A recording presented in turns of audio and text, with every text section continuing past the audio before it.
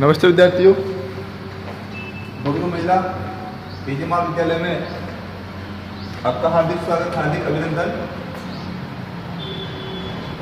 आज हम BCom part first year में एक बुक चला करती है व्यापारिक संनियम या व्यावसायिक संनियम पेपर फर्स्ट। इसका हम एक टॉपिक पढ़ रहे थे जिसका नाम है एजेंसी का निर्माण या स्थापना। इसी में एक पॉइंट आया हमारे पास, एजेंसी का निर्माण की विधियां, अर्थात विभिन्न जो पक्षकार होते हैं, चाहे वो प्रधान हो या एजेंट हो, तो उनके द्वारा एजेंसी का जो निर्माण है वो किस प्रकार से हो सकता है, इसके बारे में आज हम अध्ययन करने वाले हैं। देखेंगे विद्यार्थियों, एक बार ज्यादा समय नहीं तो इसको प्रारंभ करते हैं कि यहाँ पे लिखा हुआ है एजेंसी का निर्माण या स्थापना। यहाँ पर लिखा हुआ है व्यापारिक संनियम पेपर प्रथम। यहाँ लिखा हुआ है बीकॉम पार्ट फर्स्ट, और यहाँ पर आपको कुछ लिखा हुआ दिख रहा होगा विद्यार्थियों, ये लिखा हुआ है एजेंसी निर्माण की विधियां, अर्थात एजेंसी का निर्माण किस प्रकार से हो सकता है, यह एजेंसी निर्माण की विधियां हैं। देखेंगे एक बार, एजेंसी निर्माण की विधियों का जो प्रथम बिंदु है वह है विद्यार्थियों स्पष्ट ठहराव या अधिकार द्वारा।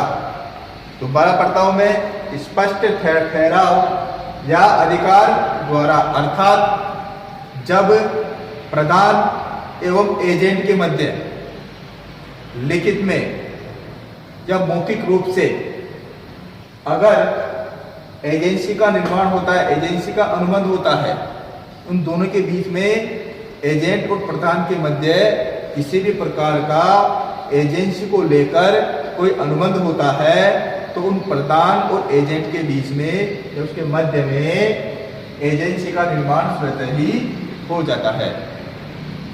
अर्थात यह एक एजेंसी निर्माण की एक ऐसी विधि है जिसके अंतर्गत प्रधान और एजेंट मौखिक रूप से या लिखित रूप से एक अनुबंध को जन्म देते हैं, एक अनुबंध लिखते हैं।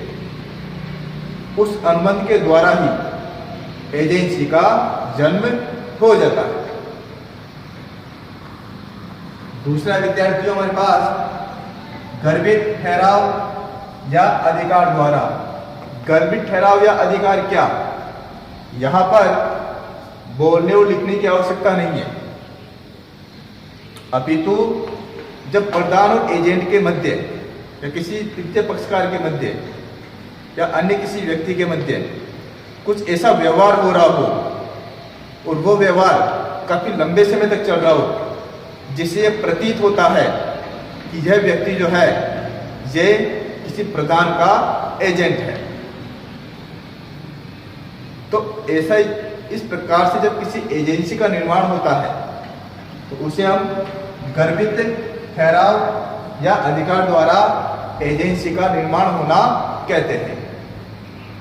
सीधा सा इसमें है कि जब दो व्यक्ति आपस में किसी प्रकार का कोई अनुबंध कर रहे हैं और यह अनुबंध शब्दों के द्वारा नहीं, मौखिक द्वारा नहीं, लिखित द्वारा नहीं किया जा रहा है, अपितु ये जो एजेंसी का जो अनुबंध जो है उनके आचरण से किया जा रहा है, उनके व्यवहार से किया जा रहा है। जैसे हम ये मान लेते हैं कि एक ए नाम का व्यक्ति है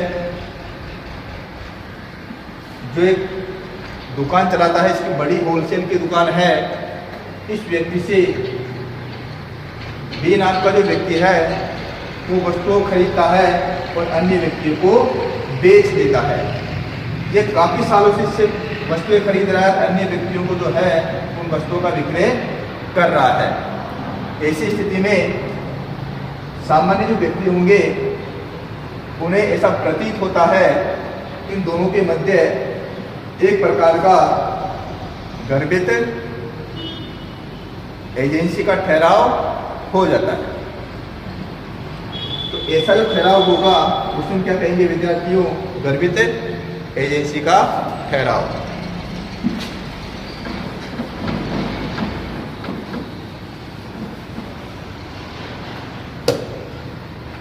अब ये जो गर्भित एजेंसी का ठहराव है, इनको विभिन्न भागों में बांटा गया है। अर्थात गर्भित अनुबंध का ठहराव जो है, एजेंसी का ठहराव जो है, इनको 3 भागों में बांटा गया है। इसका पहला भाग है विद्यार्थियों विबंधन द्वारा एजेंसी। विबंधन द्वारा एजेंसी, इस प्रकार के एजेंसी के अंतर्गत, विबंधन द्वारा एजेंसी के अंतर्गत कोई व्यक्ति कोई कार्य कर रहा है और एक प्रदान जो होता है वो तृतीय पक्षकार से किसी प्रकार का कोई अनुबंध करता है। वो प्रदान जो होगा वो तृतीय पक्षकार को ये विश्वास दिला देता है कि वो जो व्यक्ति होगा, जो द्वितीय व्यक्ति है, वो मेरी कंपनी का या मेरा एजेंट है। और तृतीय पक्षकार प्रदान की बातों को मान लेता है, उस पर विश्वास कर लेता है।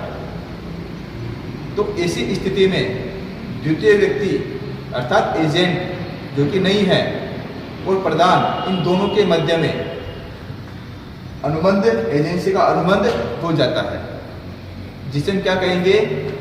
विबंधन द्वारा एजेंसी का अनुबंध। ऐसी स्थिति में के अंदर जब तृतीय पक्षकार को किसी भी प्रकार की क्षति होती है तो वो क्षतिपूर्ति प्रदान को ही करनी होगी। अगला हमारे पास प्रदर्शन द्वारा एजेंसी, अर्थात कोई ऐसा व्यक्ति है, कोई ऐसा व्यक्ति जो अपने आप को ये प्रदर्शित करता है कि मैं किसी कंपनी का एजेंट हूं और उन्हीं की वस्तुओं को बेचता हूं, जबकि वास्तव में वो व्यक्ति जो होगा वो उस कंपनी का एजेंट नहीं होता, परंतु अपने आप को प्रदर्शित करता है।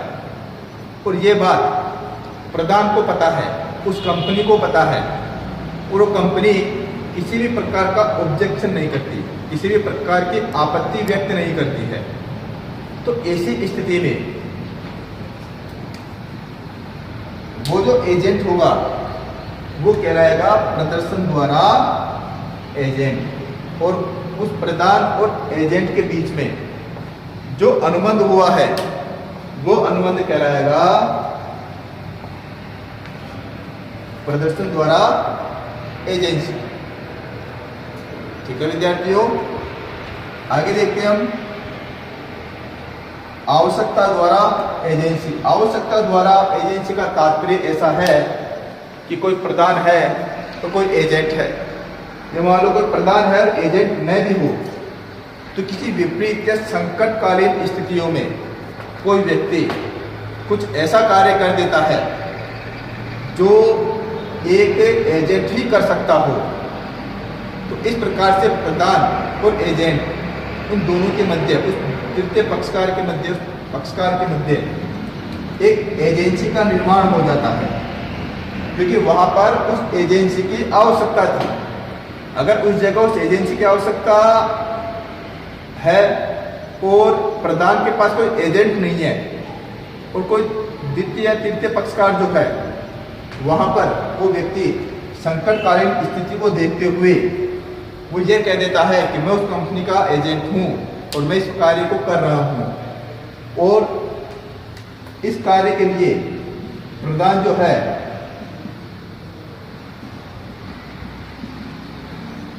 वो अपनी सहमति दे देता है। तो प्रदान और एजेंट के बीच में एजेंसी का निर्माण हो जाता है। वह एजेंसी कहलाती है विद्यार्थियों आवश्यकता द्वारा एजेंसी। ठीक है विद्यार्थियों,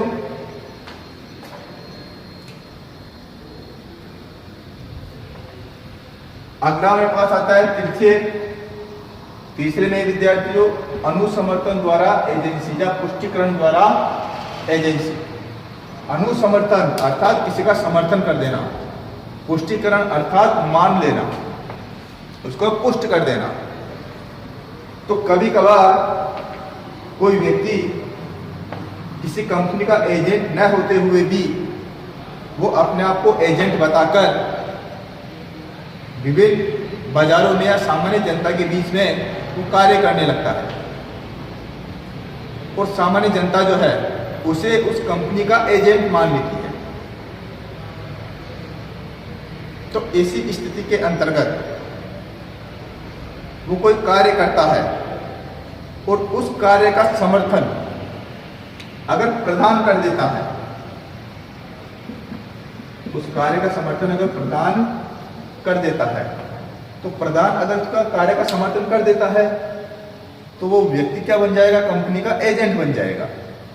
तो इस प्रकार से प्रधान और उस व्यक्ति के मध्य में एक अनुबंध के द्वारा एजेंसी का निर्माण हो जाता है। अर्थात प्रधान ने अगर समर्थन किया है तो वो कंपनी का एजेंट बन जाता है। तो ऐसी स्थिति के अंदर ऐसी जो एजेंसी का निर्माण होता है उस एजेंसी को हम क्या कहेंगे, अनुसमर्थन द्वारा एजेंसी या पुष्टिकरण द्वारा एजेंसी कहेंगे। ठीक है विद्यार्थियों, आगे चलते हैं चौथे की तरफ। इसका अंतिम बिंदु है राज नियम के प्रभाव से एजेंसी। राज नियम के प्रभाव से एजेंसी का तात्पर्य क्या है?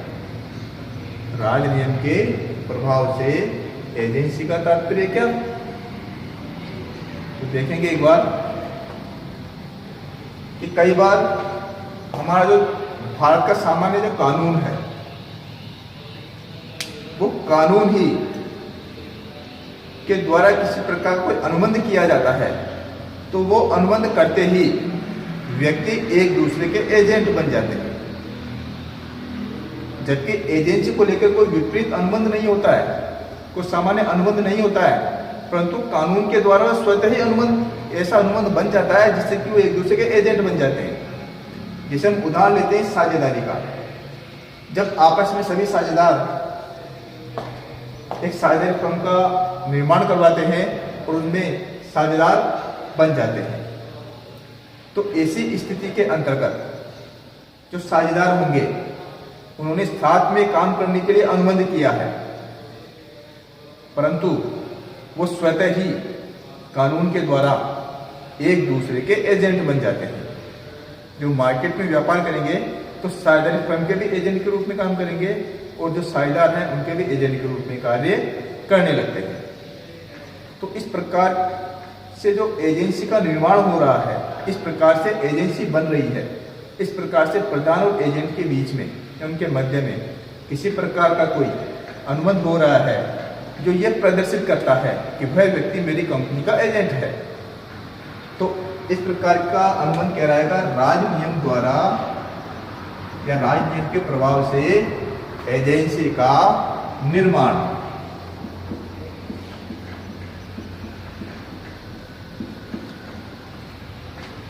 तो विद्यार्थियों, ये बहुत ही इंपॉर्टेंट टॉपिक है हमारा।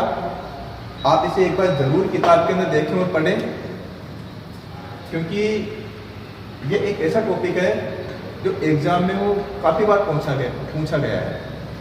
ये टॉपिक आपको बार बार पूछा जाता है कि एजेंसी के निर्माण की विभिन्न विधियां क्या है।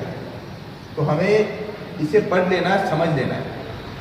और इससे पहले जो वीडियो बनाए थे एजेंसी को लेकर, अगर किन्हीं विद्यार्थियों ने वीडियो नहीं देखे हैं तो पहले उन वीडियो को देखना आवश्यक है, तब जाके आपको ये समझ में आने वाला है। धन्यवाद।